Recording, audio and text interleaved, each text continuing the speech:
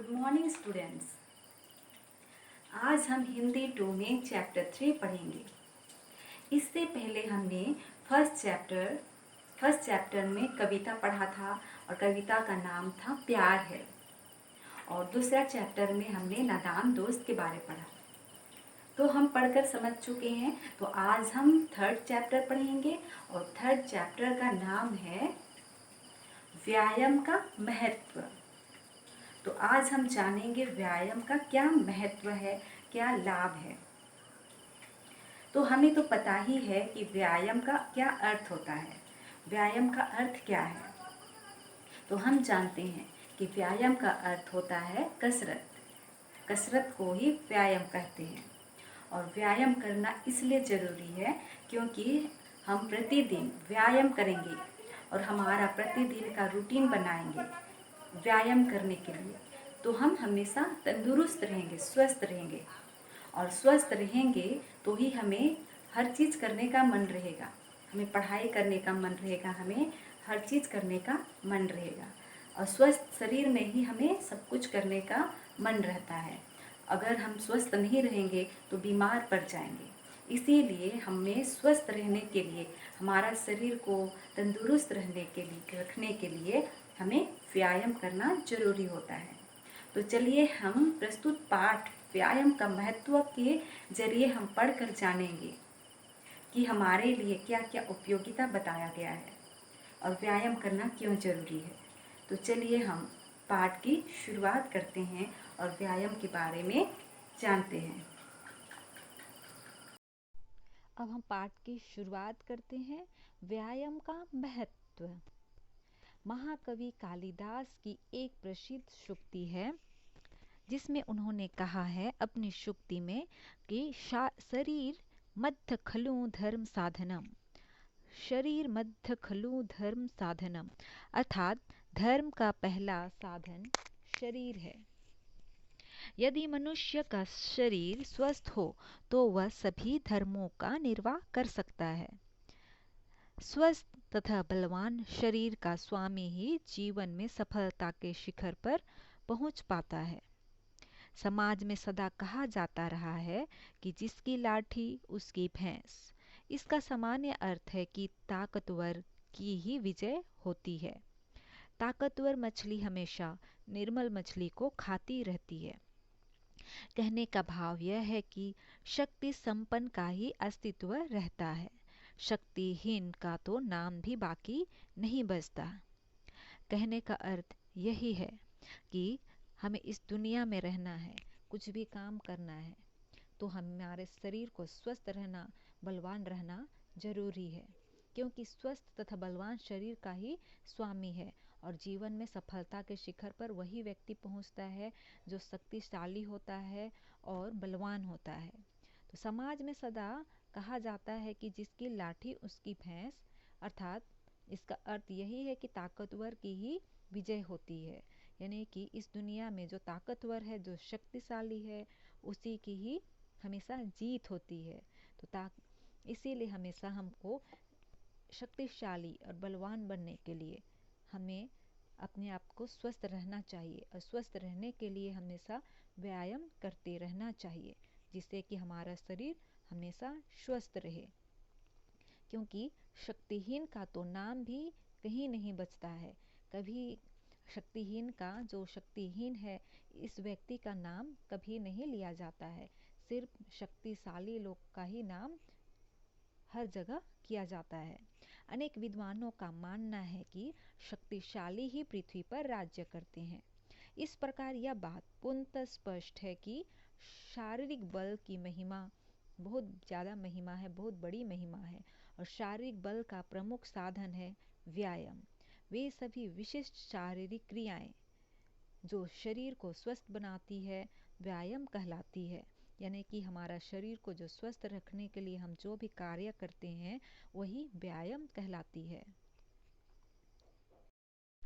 व्यायाम के अनेक प्रकार हैं। विभिन्न प्रकार के आसन, दंड बैठक, टहलना, दौड़ लगाना, रस्सी कूदना आदि। यानी कि हमारे शरीर को हम स्वस्थ रहने के लिए विभिन्न प्रकार के क्रियाएं करते हैं। विभिन्न प्रकार के विभिन्न तरीके से अलग अलग व्यायाम करते हैं।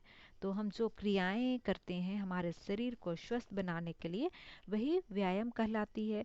और व्यायाम के अनेक प्रकार होते हैं जो हम करते हैं। तो विभिन्न प्रकार के जो कार्य है स्वस्थ रहने के लिए व्यायाम कहलाती है, जिसमें है आसन, दंड बैठक, टहलना। टहलना या घूमना यह भी एक व्यायाम है। दौड़ लगाना, रस्सी कूदना आदि व्यायाम के रूप में ही आते हैं। इसके अलावा कुश्ती, घुड़सवारी, शिकार, फुटबॉल, हॉकी, टेनिस, कबड्डी, तैराकी, जिम्नास्टिक आदि भी खेल भी व्यायाम का ही रूप है। व्यायाम व्यक्ति किसी अन्य की सहायता के बिना अकेला भी कर सकता है, लेकिन हॉकी, कबड्डी, कुश्ती आदि व्यायामों में अन्य व्यक्ति या कुछ व्यक्तियों की आवश्यकता होती है। तो हम जानते हैं कि जो व्यायाम है, जो हम कसरत करते हैं, तो हमें प्रतिदिन करना चाहिए। तो व्यायाम करने के लिए हम अकेले ही काफ़ी हैं, हमें किसी की आवश्यकता नहीं होती है। लेकिन कुछ खेल ऐसे हैं जिसके लिए हमें लोगों की आवश्यकता होती है, लेकिन व्यायाम के लिए हम खुद अकेले ही काफ़ी होते हैं। लेकिन हॉकी, कबड्डी और कुश्ती जैसे जो खेल है, जो व्यायाम है, इसमें व्यक्ति की ज़रूरत होती है।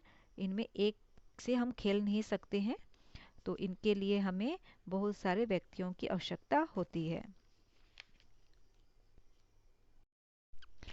शारीरिक स्वस्थ के लिए, हमारा शरीर को स्वस्थ बनाए रखने के लिए व्यायाम अत्यंत महत्वपूर्ण है।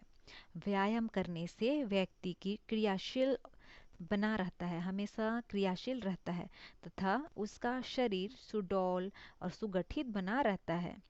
रक्त संचार तथा पाचन शक्ति ठीक बनाए रखने में भी व्यायाम सर्वाधिक महत्वपूर्ण है।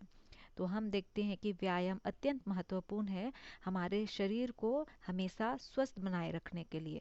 अगर हम प्रतिदिन व्यायाम करते रहेंगे तो हमारा शरीर हमेशा स्वस्थ रहेगा, और हमारा शरीर स्वस्थ रहेगा तो ही हम सब कार्य कर पाएंगे।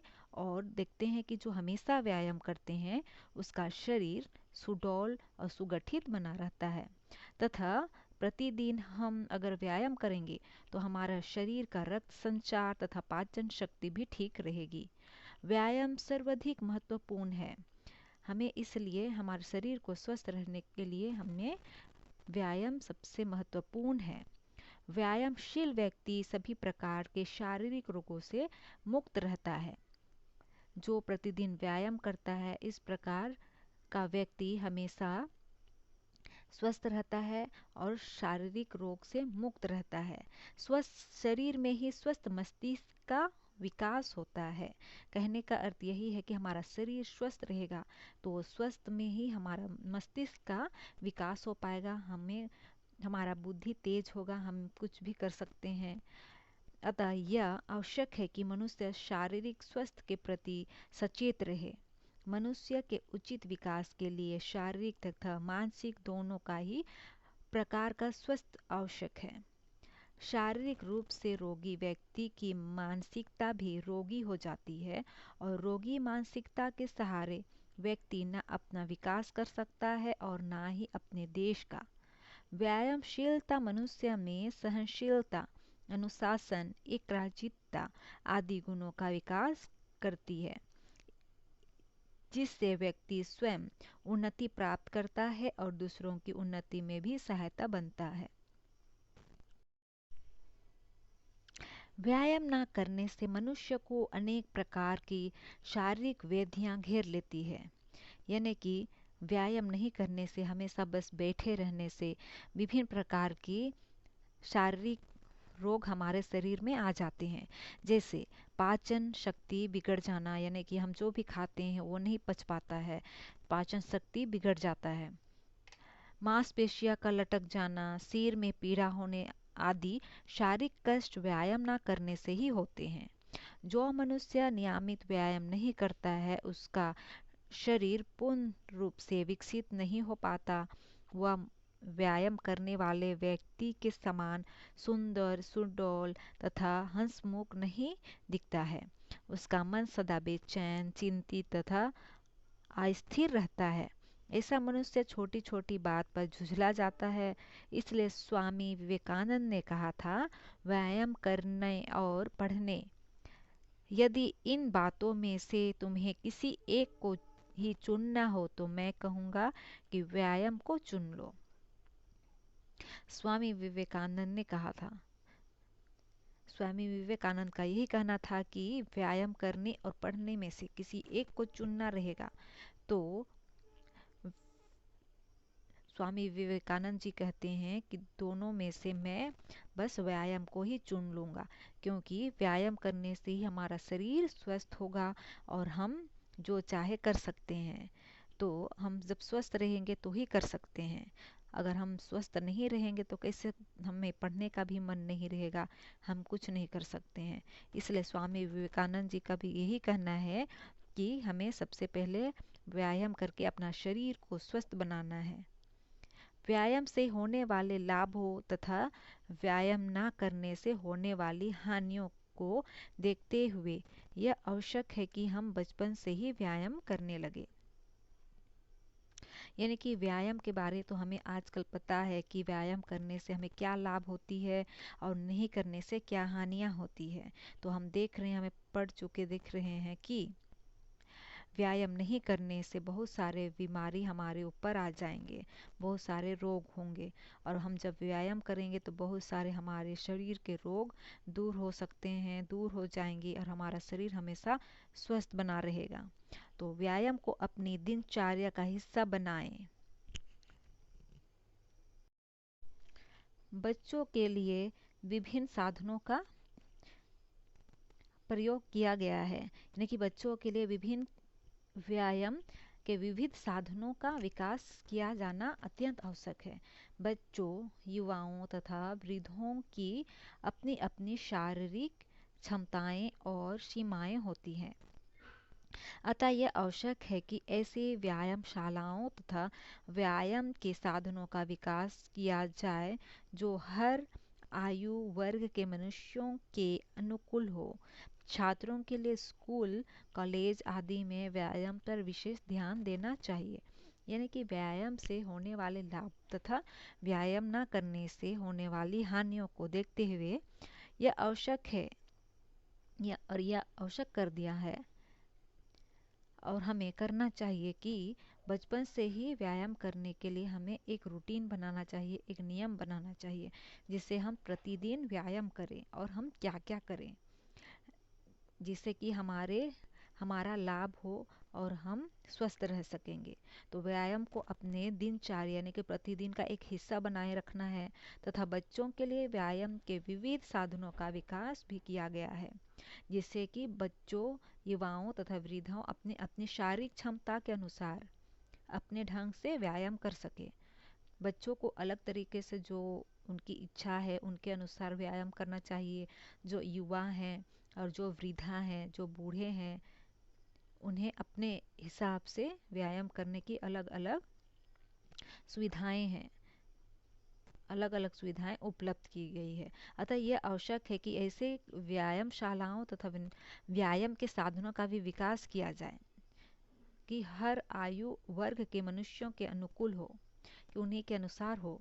छात्रों के लिए स्कूल, कॉलेज आदि में व्यायाम पर विशेष ध्यान देना चाहिए। तो हम देख रहे हैं कि अब स्कूलों में भी यह लागू कर दिया गया है और सभी स्कूलों में एक हिस्सा बन गया है, एक सब्जेक्ट बन गया है छात्रों के लिए व्यायाम। तो यह प्रतिदिन नहीं लेकिन सप्ताह में एक बार व्यायाम कराया जाता है, क्योंकि यह एक सब्जेक्ट यानी कि एक रूटीन है, जिससे कि स्कूलों में इसे इसलिए लागू किया गया है कि हमारा शरीर स्वस्थ रहे और हमें पढ़ने के लिए और शारीरिक जो भी कार्य हो, शारीरिक रूप से हम स्वस्थ रहे और जो भी कार्य हो कर सके। स्कूली छात्रों को अगर स्कूल में व्यायाम से जोड़ा जाए तो वे व्यायाम से पूर्णतः जुड़ जाएंगे। स्कूली जीवन का काल है जब छात्र अपने जीवन के लिए कई महत्वपूर्ण लक्ष्य निर्धारित करता है। इस आवश्यकता में छात्रों को व्यायाम से जोड़ने पर वे व्यायाम में पूरी तरह रम सकते हैं अध्यापकों तथा माता पिता का कर्तव्य है कि वे बच्चों को व्यायाम करने के लिए प्रेरित करें। खेल कूद तथा व्यायाम में काफ़ी निकटता है, अतः बच्चों को खेल कूद के माध्यम से व्यायाम की ओर अग्रसर करना चाहिए। तो हमें यह बताया गया है कि हर स्कूलों में लागू कर देना चाहिए व्यायाम के लिए, जिससे कि बच्चा स्वस्थ रहे और फुर्तीला बना रहे और उनका मस्तिष्क का विकास हो। तथा अध्यापक तथा माता पिताओं का भी यह कर्तव्य है कि बच्चों को व्यायाम करने के लिए प्रेरित करे, प्रोत्साहन करे और खेल कूद तथा व्यायाम में काफ़ी निकटता होना चाहिए। अतः बच्चों को खेल कूद के माध्यम से व्यायाम की ओर अग्रसर करने की एक सलाह दी गई है। आज के युग में बच्चे बाहरी दुनिया से हटकर टीवी तथा कंप्यूटर की दुनिया तक सिमट गए हैं। तो आज हम देख रहे हैं बच्चों को, पहले और अभी के जो बच्चे हैं उनमें तुलना किया जाए तो आजकल के युग के जो बच्चे हैं बाहरी दुनिया से हट गए हैं और टीवी तथा कंप्यूटर तक ही सीमित हैं। उससे उनका पूर्ण विकास नहीं हो पाता है और वे अनेक रोगों का शिकार भी हो जाते हैं, क्योंकि ये जो खेल है वो खेलते हैं लेकिन टीवी और कंप्यूटर के माध्यम से, और वो बैठे बैठे ही खेलते हैं, जिससे उनका शरीर का विकास नहीं हो पाता है। ऐसे में व्यायाम तथा खेल कूद का महत्व और बढ़ जाता है। उचित तो यह होगा कि व्यायाम तथा खेल कूद को शिक्षा का अनिवार्य अंग बना दिया जाए। किताबों के माध्यम से पढ़ाए जाने वाले विषयों को भी रोचक बनाकर पढ़ाना चाहिए। बच्चों को व्यायाम तथा खेलकूद का महत्व समझाने के लिए विशेष कार्यक्रमों तथा प्रतियोगिताओं का आयोजन किया जाना चाहिए। बच्चे ही देश का भविष्य तथा भावी नागरिक हैं। शारीरिक तथा मानसिक रूप से स्वस्थ नागरिक ही किसी समाज या राष्ट्र की समृद्धि का आधार बनते हैं। अतः आवश्यक है कि सभी में व्यायाम के लिए रुचि जगाई जाए ताकि वे शारीरिक तथा मानसिक रूप से स्वस्थ रहकर देश के निर्माण में सक्रिय भूमिका निभा सके। तो बच्चों को अधिक व्यायाम करने के लिए प्रोत्साहन करने के लिए इसलिए कहा जा रहा है क्योंकि भविष्य का निर्माता बच्चे ही हैं। अगर बच्चे स्वस्थ रहेंगे और उसका मस्तिष्क तेज रहेगा और फुर्तीला रहेंगे, शक्तिशाली बने रहेंगे, मजबूत रहेंगे, तभी हमारा देश का विकास हो पाएगा, हमारा भविष्य का विकास हो पाएगा, समाज या राष्ट्र का समृद्धि विकास हो पाएगा। इसलिए हर स्कूलों में एक हिस्सा बनाने के लिए व्यायाम को एक विषय बनाने के लिए कहा जा रहा है, ताकि बच्चे व्यायाम पर ध्यान दे, खेल कूद पर विशेष ध्यान दे और फुर्तीला बना रहे, जिससे शारीरिक संगठन हो, शारीरिक विकास हो पाए। व्यायाम के लिए रुचि जगाने के लिए इसलिए कहा जा रहा है कि अलग अलग तरीके से बच्चों में प्रतियोगिताएं कराई जाए, अलग अलग ढंग से विभिन्न प्रकार के खेल खिलाया जाए, जिससे कि उनमें रुचि जगे और वे व्यायाम के लिए राजी हो सके, उन्हें व्यायाम करने के लिए एक रुचि जगे, वे शारीरिक तथा मानसिक रूप से स्वस्थ रहे, जिससे कि वे शारीरिक और मानसिक रूप से स्वस्थ रह सकेंगे और देश के निर्माण में सक्रिय भूमिका निभा सकेंगे। इसलिए व्यायाम करने के लिए हमें बच्चों को प्रोत्साहित करना चाहिए और प्रतिदिन एक रूटीन बना देना चाहिए और माता पिताओं को और अध्यापकों को भी व्यायाम करने के लिए प्रोत्साहन करना चाहिए। तो बच्चों को हमेशा व्यायाम करने के लिए प्रोत्साहित करना चाहिए, व्यायाम करते रहना चाहिए, जिससे कि स्वस्थ रहे, शरीर स्वस्थ रहे और जो भी कार्य करे उसे सही ढंग से कर सकेंगे। क्योंकि जो बच्चे हैं वे मानसिक रूप से स्वस्थ रहेंगे तो ही देश का समृद्धि होगा, देश का निर्माण हो सकेगा।